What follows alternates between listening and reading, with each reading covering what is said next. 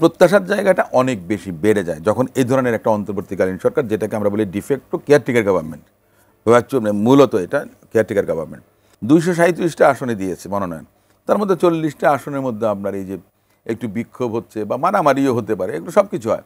40টির বেশি আসনে বিএনপির মনোনয়ন নিয়ে এখন অসন্তোষ চলছে এবং আজকেও দেখলাম 7টা থেকে 8টা জায়গায় আসনে নানা ধরনের বিক্ষোভ বা সময় রাস্তা অবরোধ হয়েছে, মিছিল হয়েছে। সবকিছু মিলে আসলে যে এই অসন্তোষ, এটা বিএনপি সামলাবে কিভাবে? বাংলাদেশ জাতীয়তাবাদী দলের নেতা কর্মীর সংখ্যা অগণিত, এক একটা কনস্টিটিউয়েন্সিতে আপনার 2জন 3জন বা তারও বেশি দেখা গেছে যে যোগ্য প্রার্থী থাকেন। তো সেদিক থেকে আপনি বিবেচনা করলে প্রত্যেকেই মনে করেন যে একটা প্রত্যাশা তাদের থাকে যে দল থেকে তারা মনোনয়ন চাইবেন, দল বিবেচনা করবেন সবাই মনে করেন যে নিজেরা যোগ্য।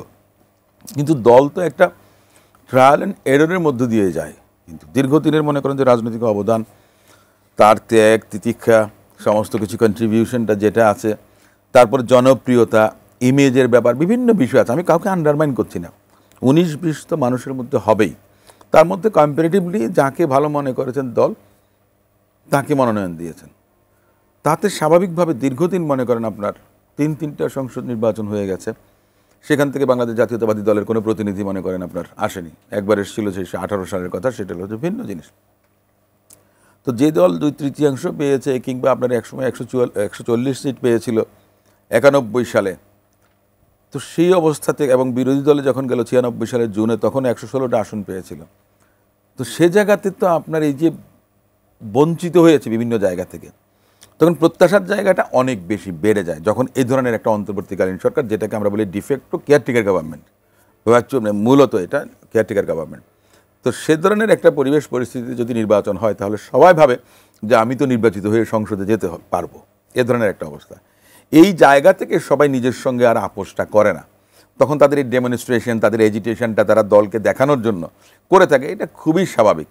237টা আসনে দিয়েছে মনোনয়ন, তার মধ্যে 40টা আসনের মধ্যে আপনার এই যে একটু বিক্ষোভ হচ্ছে বা মারামারিও হতে পারে, এগুলো সব কিছু হয়। আমি মনে করি যে দল কাউকে না কাউকে তাদেরকে ডেকে, যারা আপনার বিক্ষোভ করছেন, বিদ্রোহী প্রার্থী যারা আছেন বা হতে পারেন, তাদের সঙ্গে দল ডেকে কথা বলবেন। আমাদের ভারপ্রাপ্ত চেয়ারম্যান সাহেব বলেছেন, কেউ এমপিতে নমিনেশন পাবেন, কেউ আপনার দলের পদ পাবেন, কাউকে অন্যভাবে প্রোভাইড করা হবে।